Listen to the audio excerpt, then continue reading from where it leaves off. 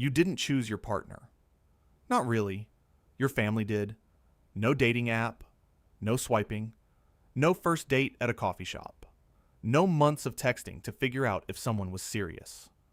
For most of human history, marriage wasn't about love at first sight. It was about survival, alliances, and who your grandmother trusted.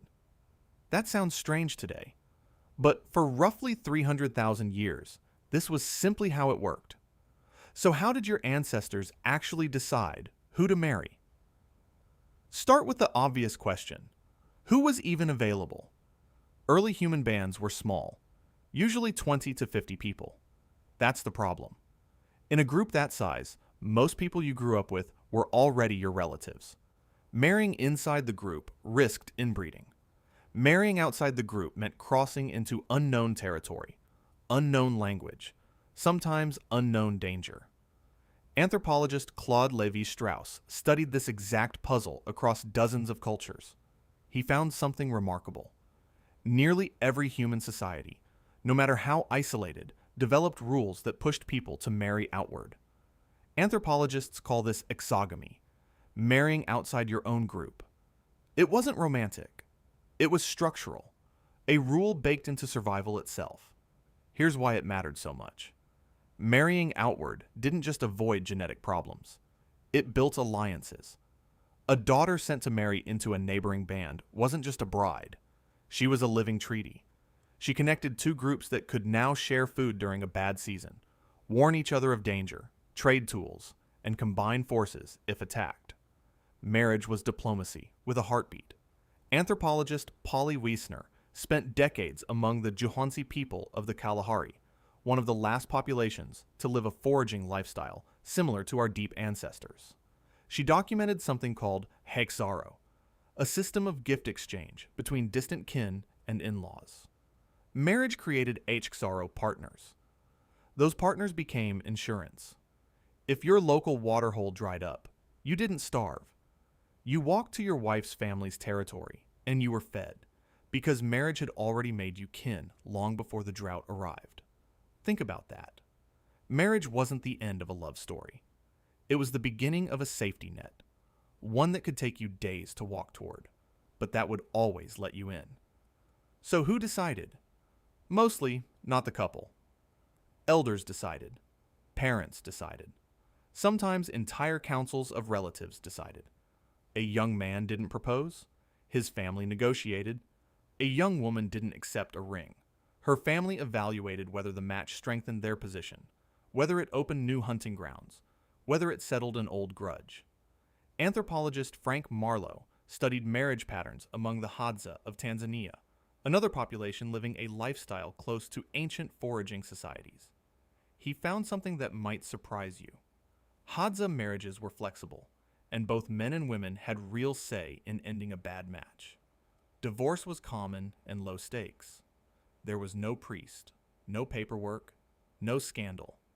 If a marriage stopped working, you simply moved back to your parents' camp and started again. This tells you something important. Ancient marriage wasn't always the rigid, permanent institution you might imagine. In many foraging societies, it was closer to a serious partnership you could walk away from, as long as the social alliance behind it wasn't too costly to break. A bad marriage wasn't a life sentence. It was a chapter that closed, but not every ancient marriage was so flexible. As humans settled down, farmed land, and accumulated property, something changed. Here's the counterintuitive twist. The more your ancestors had to lose, the less freedom they had to choose who they married. When agriculture arrived roughly 12,000 years ago, land became inheritable. Suddenly, marriage wasn't just about alliances between bands. It was about who would inherit the fields, the livestock, the stored grain. Families with property had far more reason to control who married whom. Cross-cousin marriages, marrying a specific category of cousin, became common in many agricultural societies, specifically to keep land and wealth inside the extended family, generation after generation. Archaeologists have found direct evidence of this shift written into bones. A landmark isotope study led by archaeologist Douglas Price examined skeletons from Bell Beaker culture sites in Bronze Age Europe, dating back roughly 4,000 years. By analyzing strontium isotopes in tooth enamel, which record the geology of where a person grew up, researchers discovered that many women buried in these sites had grown up somewhere else entirely, while the men had lived locally their whole lives. In plain terms, the women had moved to marry. The men stayed put. This pattern is called patrilocality, and once you see it in the isotope data, you start seeing it everywhere in the archaeological record. Ancient DNA studies of corded ware culture sites across Central Europe found the same signature. Low genetic diversity on the male line, high genetic diversity on the female line. Translation: brothers stayed home generation after generation. Wives came from somewhere far away, again and again, quietly stitching distant villages together through marriage. So let's reconstruct a scene. Picture a Bronze Age village at dusk. Smoke rises from clay hearths. A young woman, maybe 16, sits beside her mother, folding wool cloth she wove herself, part of what will become her dowry. She has never met the man she'll marry. He lives 3 valleys over, in a village allied with hers through trade in bronze tools. Her father has already discussed terms with the other family. Cattle, grain, land boundaries. Love was never part of the conversation. Whether she would be safe, fed, and connected to a strong alliance. That was the actual question being answered around that fire. Was there room for personal choice at all? Sometimes yes. Even in societies built on arranged unions, courtship customs existed. Some hunter-gatherer groups allowed young people in formal relationships before any formal marriage was arranged, giving space for genuine attraction to develop first. Attraction wasn't ignored. It just wasn't the deciding factor. It was one input among many, weighed against alliance, resources, and survival. And here's where the reframe lands. Romantic love as the primary reason to marry someone is, historically speaking, unusual. Anthropologists studying marriage across hundreds of cultures have found that the idea of marrying purely for love only became dominant in the last few centuries, concentrated mostly in industrialized Western societies. For nearly all of human history, in nearly every culture on Earth, marriage answered a different question entirely. Not, who do I love, but who will keep my people safe? That's not a cynical way to see it. It's actually the opposite. It means marriage, for your ancestors, was one of the most important survival technologies humans ever invented. It turned strangers into family. It turned rival bands into allies. It moved genetic diversity across a landscape long before anyone understood what a gene was.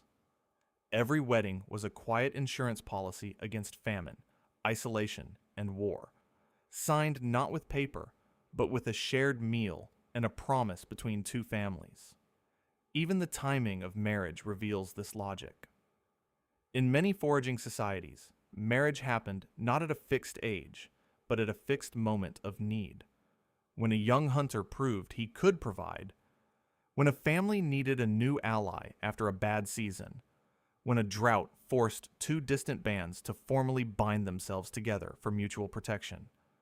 The wedding wasn't a celebration scheduled months in advance. It was often a practical response to circumstance, arranged quickly once the right conditions appeared. Your ancestors weren't waiting for the perfect person. They were watching for the perfect moment. So what does this mean for you? You live in a world where you're told to marry for passion, for chemistry, for the person who makes your heart race. That instinct isn't wrong, but it's also incredibly new, a tiny fraction of the story compared to the hundreds of thousands of years that came before it. Your ancestors' marriages weren't failures of romance. They were successes of strategy. The Zhu Huanzi walking to a distant hxaro partner during a drought, the Bell Beaker bride moving 3 valleys from home, the Hadza couple who separated without shame and returned to their families. All of them were doing exactly what marriage was built to do. You still carry this: the instinct to check whether a partner's family gets along with yours, the quiet calculation of whether a relationship is stable, whether it can survive hardship, whether it connects you to more people rather than fewer. That's not unromantic. That's 300,000 years of your ancestors, still running in the background, making sure the alliance holds. You didn't choose your partner. Not really.